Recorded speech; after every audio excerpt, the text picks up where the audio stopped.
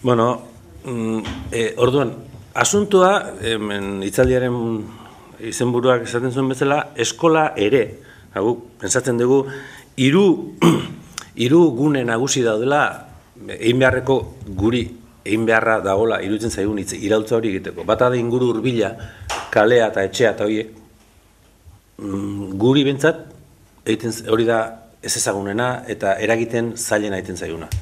Desegituratuago daulako. Garrantzitsua da, baina dana da. Orduan, hori ezean gehatzen zaizkigu edabideak eta eskola. Edabideak, lehen esan dugun bezala, ikusten duzue, ze txintxo geran gauza ezertako balio dutenetan. Alegia, partidu ez esan, partidu. Futbol partidua, zein okurritzen zaio? Partida. Hori da importantea, hor energia gastatu, zuzentasun huts antzuan.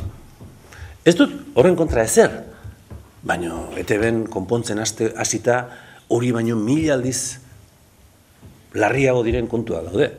Esan molde, entonazioak, hau da.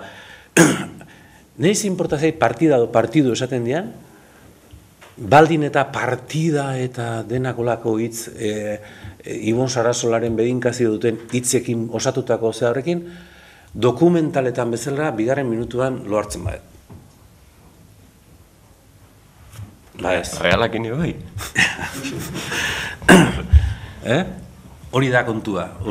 Ni nahi nuke, esatari bat, ETB-ri esan zitzaion, hori, esatari bat, partido txar bat ere, futbol partida barkatu txar bat ere, gustagarri ingo didana. Neurri batean,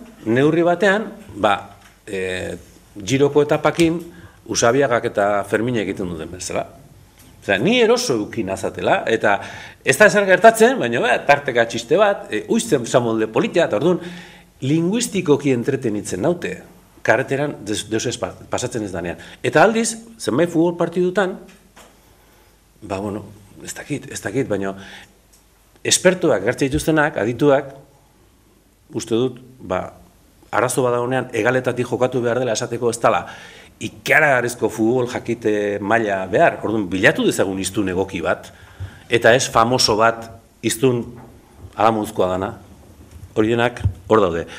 Orduan, hori proposatzen dugu, eta edabideak, publizidadean kontatuko benizue, ez genduko bukatuko inoiz, ze gertatzen dan. Ni tokatzen zaizki gehienetan ETB-rentzako kanpaina publizitarioen itzulpenak, eta izaten da, kuadrilla batek pasatzen du 4 hilabete pensatzen, brainstorming da gauza egite dituzte, eta hor finkatzen dute, egiten dute zera, eta gero presentazio egin behar danean, 5 minutu leheno, eslogan hau, itzuli egin behar dek. Eta hola jaten dira denak, ez da? Orduan, iazkoa zan, esta temporada promete. Eta egin azeukaten itzulpena, eta bizto guen eman, eta ETB-en, zegoen, ederra dator. Ni, konfiantza badaukat, publizidade agentziako ikasle izan dago batekin, da esan, nahi egen aintzak, baina hori, Euskaldun normal batek, esaten di, la hemos cagao, esan edik horrek. Ederra dator, kontestorik gabe, da, sekuluako hartu behar dugu. Hori da, esaldi zuzena, logo aldatu zutenean ETB-en, hori ere nitragatu nun, eta kuña batzuk egin bazien, helikoptero bat zijoan, eta kuña bat irratirako. Eta orduan, batek esaten zion, mira, erderazkoan, klaro, erderaz diseinatzen dira, mira, un pájaro, helikoptero ibira. Eta beste esan, no es un pájaro, es un pajarrako. Eta orduan, euskaraz garen, ara, txoria. Eta beste esan, ez da txoria, pajarua da. Iritsi izan dut, gorri zola, totxatuta. Zergatik, ez da holako Ibonen iztegian, eta alen ordez, txoritzarra. Txoritzarra. Hori da, nun eta publizitatean. Esaten nahi gea, egokitasuna da eraginkortasuna, zerbaiterako balio izatea. Eta publizitateak ez baitauka beste xederik eraginkorra izatea, baino. Hor ere, Ibonen iztegia eskutan daukagula aritu behar dugu? Bai, baino lehengo bestea segurtatua. Hau da, zein da guk nahi genduken kalitate klasea?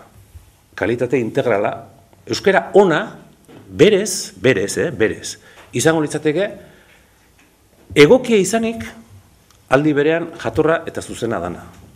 Baina berriz esango dut. Egokia izanik, posible bada, zuzena eta jatorra dena. Eta ez, zuzena eta posible bada jatorra eta eraginkorra, ez. Eizkora ona da ebakitzen duna. Eta ebakitzez gain, politia, distiratsua eta harina balima da, hainbat hobe. Baina segurtatu beharreko kontu bakarra eraginkorra izatea da. Zergatik, eraginkortasunak berekin dakarrelako motivazioa. Eta motivazioan gaude momentu honetan eskas. Motivazioan. Orduan, eskolak berezen luke iraintzen irakatsi behar? Baina galdera da, eskola normalak ez. Baina gu normalak gea. Gure egoera normala da. Eta are gehiago esango dut. Berez oso garbi daukagu, euskara ona izango litzakela. Egokia izanik aldi berean alba da, beste biak izan da, esaten dugu. Gaur egun egoki eta ontzat hartu behar dira, egoki izanik zuzen eta jator ez diren euskerak ere. Arrasaten bestuarixo edo Eibarren bentani esaten dalako, ni uste dut parentesi historiko bat ireki barko gendukela, eta juzgatzerakoan kontu zibili. Zeinek esan du hori, zertako, nun, ze audientziaren aurrean, eta ze testu ingurun. Hau da, hemen ez dago, atxa falta da gorri, ez. Nik ezintet juzgatu testu bat, testu utxean.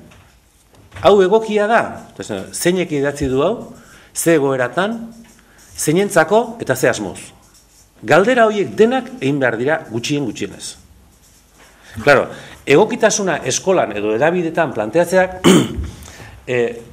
ulertzen dugu arriskua predikatzea dela. Arriskua predikatzea dela. Hau da, oso luzimentua handia du irakasle batek, balima dago, zuzentasunean dagoen bezala, esateko moduan, irailean hasieran esateko moduan, ara, nik aurten azaroaren 15 landuko dut subjuntiboa. Oso ondo. Egokitasunetik bere eskolak planteatzen dituen irakasleak, galdetzen diotenean, irailaren, azaroaren 15 hortan, ze landukoek? Aldana, baina ez tipo hippie. Denok egin dugu, hippie keria bat edo beste. Batez ere, 75 irakasle zentzean, eta nola eman behar nun, baita ere eskulanak edo margotzea asuntua, eta nire oso txarra nahizen, behiten gendun, bai margotu da berria. Eta gero, nik ez nuen behiratzen, han ezintasunik, ez, guk ez dugu hori predikatzen, baina bai, predikatzen dugu. Arriskua. Galdetzen digutenean, zude metodo honek segurtatzen du gauzak hobetuko direla? Da erantzuna da, ez. Guk arriskua saltzen dugu. Baina segurtatzen dizueguna da, goazen bidetik, porrot segurura goazela. Eta porrotetik oso gertu gaudela dagoeneko. Orduan, arriskua hartu liteke?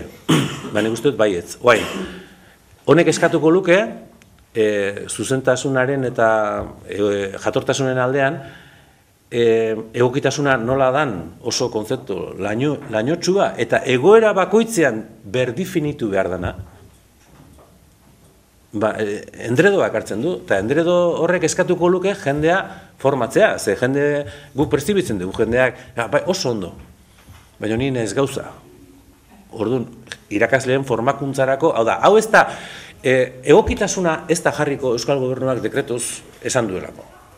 Hori, urte askoko bidea izango da, eta presio egin beharko da, hainbat tokitatik, baina hori egiten ez badugu, ez dut uste ezer honi lortuko duenik.